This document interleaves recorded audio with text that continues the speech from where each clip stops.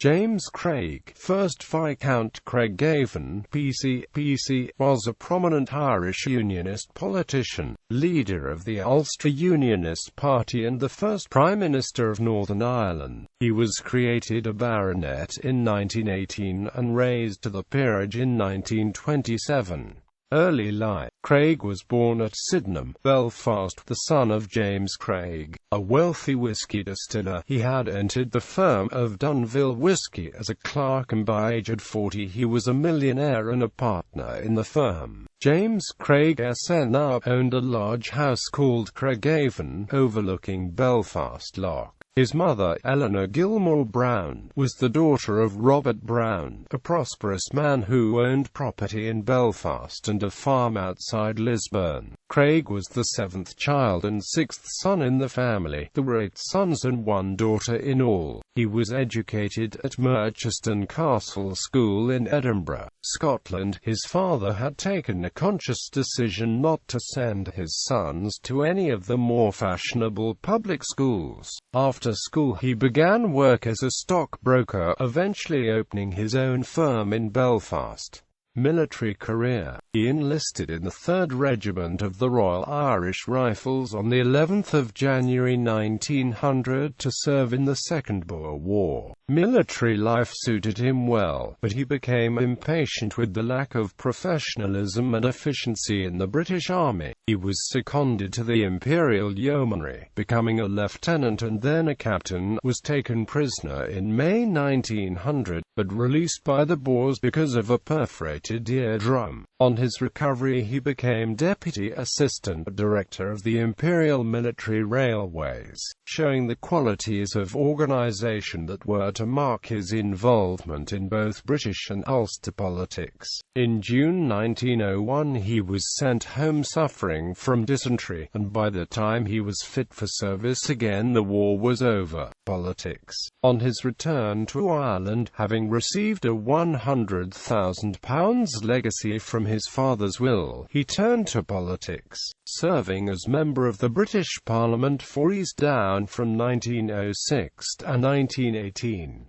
From 1918 to 1921 he represented Mid Down, and served in the British government as Parliamentary Secretary to the Minister for Pensions and Parliamentary Secretary to the Admiralty. Craig rallied Ulster Loyalist opposition to Irish Home Rule in Ulster before the First World War, organising the paramilitary Ulster Volunteers and buying arms from Imperial Germany. The UVF became the nucleus of the 36th Division during the First World War. He succeeded Edward Carson as leader of the Ulster Unionist Party in February 1921. In the 1921 Northern Ireland general election, the first ever, he was elected to the newly created Northern Ireland House of Commons as one of the members for County Down. On the 7th of June 1921, Craig was appointed the first Prime Minister of Northern Ireland by the Lord Lieutenant of Ireland, a dedicated member of the Orange Order and staunchly Protestant. He famously stated, in April 1934, in response to George Leake's question regarding Craig's Protestant Parliament, the Hon. member must remember that in the South they boasted of a Catholic state. They still boast of Southern Ireland being a Catholic state. All I boast of is that we are a Protestant Parliament and a Protestant state. It would be rather interesting for historians of the future to compare a Catholic state launched in the South with a Protestant state launched in the North, and to see which gets on the better and prospers the more. It is most interesting for me at the moment to watch how they are progressing. I am doing my best always to top the bill and to be ahead of the South. This speech is often misquoted as a Protestant Parliament for a Protestant people. Later that year, speaking in the House of Commons at Stormont on the 21st of November 1934 in response to an accusation that all government appointments in Northern Ireland were carried out on a religious basis, he replied, quote, It is undoubtedly our duty and our privilege, and always will be, to see that those appointed by us possess the most unimpeachable loyalty to the King and Constitution. That is my whole object in carrying on a Protestant government for a Protestant people.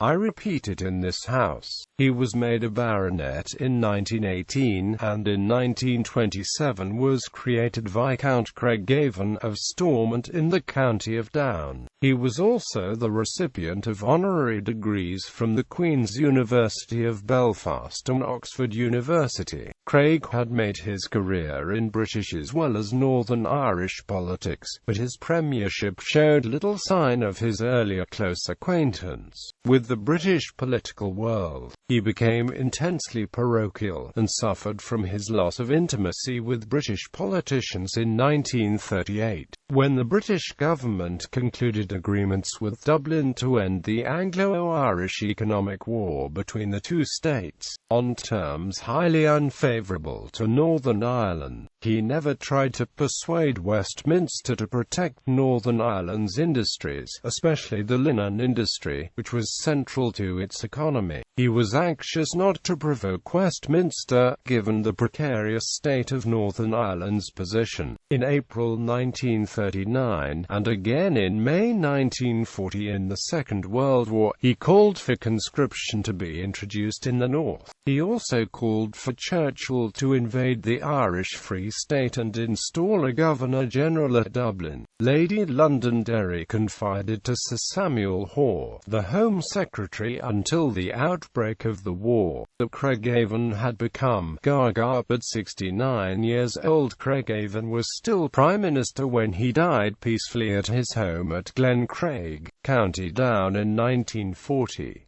He was buried on the Stormont estate, and was succeeded as the Prime Minister of Northern Ireland by the Minister of Finance, John Miller Andrews. Personal life. His wife, Cecil Mary Nowell Daring-Tupper, whom he married on the 22nd of March 1905 after a very brief courtship, was English. The daughter of Sir Daniel Tupper, Assistant Controller of the Lord Chamberlain's Department at the King's Household. They had twin sons and a daughter. A president of the Ulster Women's Unionist Council, she was created a Dame Commander of the Order of the British Empire in 1941.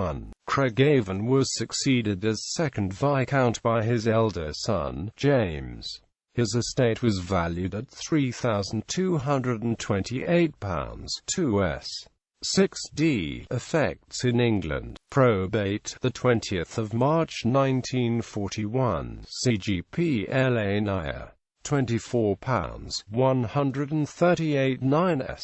9d. Probate. The 3rd of March 1941. CGP LA Nair. Coat of Arms.